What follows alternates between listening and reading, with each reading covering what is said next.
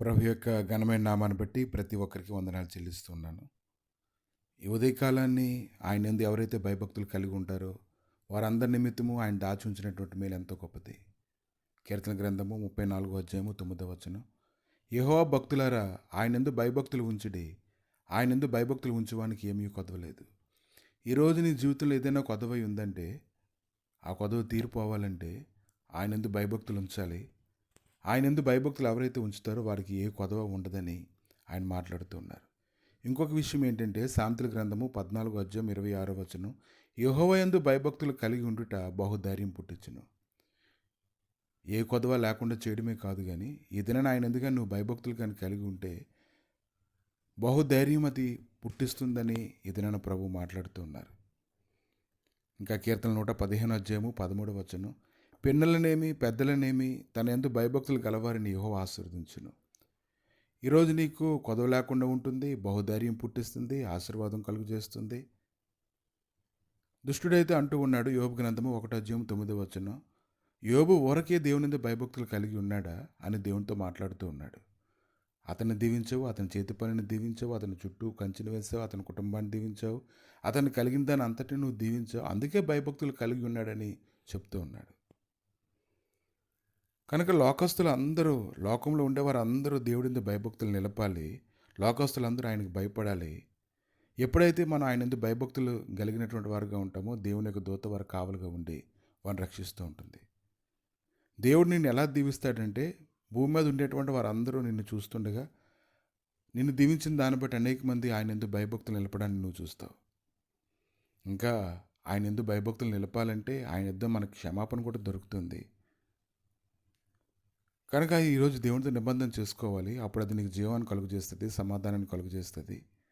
ఆయనతో నువ్వు భయభక్తులు కలిగి ఉండి నమ్మకంతో యథార్థమైనటువంటి మనసుని వెంబడించాలి. నీ కొరకు ప్రయాసపడుతున్నటువంటి వారిని నువ్వు గౌరవించాలి.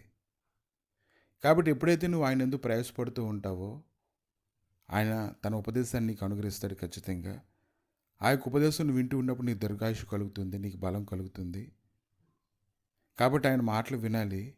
విన్నట్లయితే ఎలా భయభక్తులు కలిగి ఉండాలో అతని జీవితంలో అతను నేర్పించడం మొదలు పెడుతూ ఉంటాడు.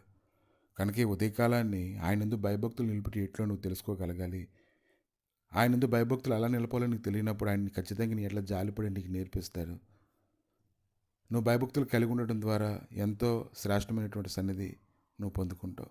ఇంకా ఎప్పుడైతే ఆయన నువ్వు భయభక్తులు కలిగి ఉంటావో చెడుతనం అంతటి నుంచి తొలగిపోతావు.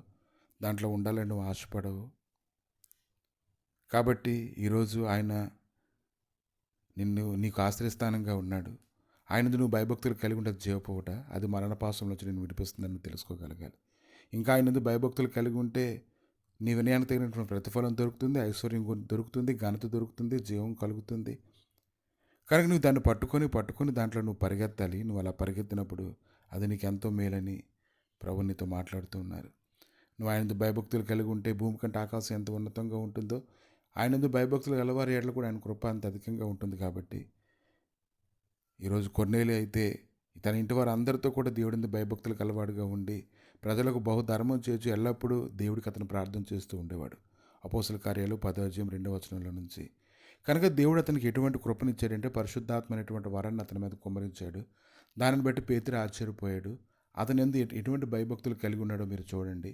ఈరోజు దేవుడి యందు నువ్వు భయభక్తులు కలిగి ఉండడానికి నువ్వు ప్రయాసపడినట్లయితే దేవుడు ఖచ్చితంగా నీ కృపను అనుగ్రహించి అన్ని విషయాల్లో సమాధానం దయచేస్తాడు. ఆయన సన్నిధిలో నువ్వు కనిపెట్టుకొని ఉండు. అటువంటి కృపను నువ్వు ఖచ్చితంగా పొందుకుంటావు. ఎలా భయభక్తులు ఉంచాలో కూడా నీకు నేర్పించబడుతుంది. ప్రభువా మీ దయగలిగిన నష్టాలకు తండ్రి సమయాలు అప్పగించుకుంటుండగా మీ నీతిని బట్టి, మీ కృపను బట్టి, మీ సమాధానాన్ని బట్టి, మీ బలమును బట్టి ప్రభా నాయన ప్రతి ఒక్కరిని తండ్రి మీరు నడిపిస్తుండగా నాయన నీ యందు భయభక్తులు కలిగి సమస్త ఆశీర్వాదములకు కారణభూతుడమైన దేవా నిన్ను నీ సన్నిధిని నిర్లక్ష్య పెట్టగా నీకు సాగిలిపడి ప్రేమించేలాగా నేను కృప దయచేయమని, మహిమ పొందమని, బలపరిచి స్థిరపరిచి మీరే గొప్ప సమాధానాన్ని వారు కలుగజేయమని యేసు నామములు అడిగి వేడుకుంటున్నాము తండ్రి. ఆమేన్.